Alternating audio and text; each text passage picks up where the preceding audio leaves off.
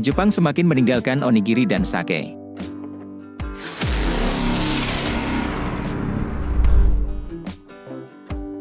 Seperti bagi banyak bangsa di Asia, Jepang menganggap beras sebagai hal penting dalam kehidupan.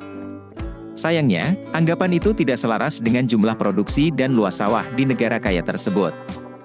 Beras semakin tersingkir dari Jepang. Kalah dari aneka tepung yang harus diimpor.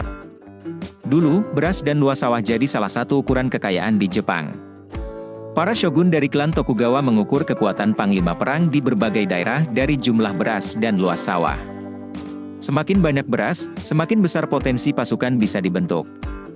Panen terakhir dilakukan Kaisar Naruhito pada 13 September 2023. Kaisar benar-benar ke sawah, membenamkan kakinya di lumpur saat menanam dan memanen padi.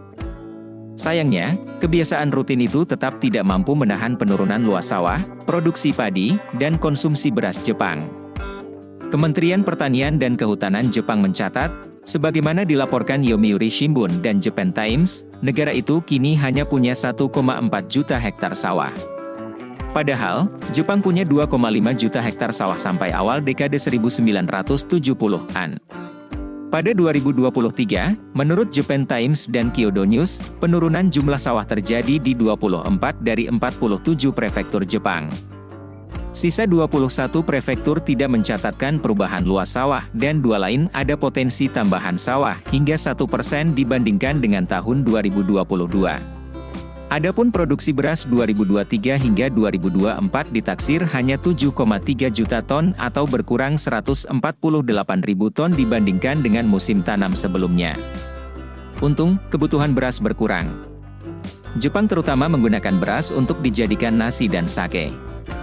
Nasi Jepang, antara lain, dikemas menjadi bagian dari sushi atau dijadikan onigiri alias nasi kepal.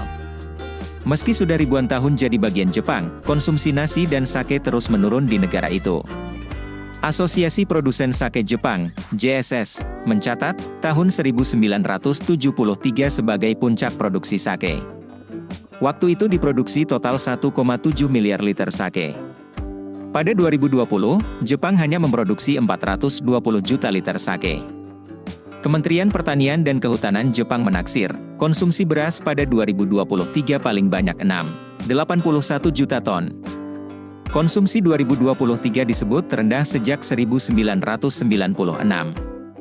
Konsumsi 2023 lebih rendah 100.000 ton dibandingkan dengan konsumsi 2022.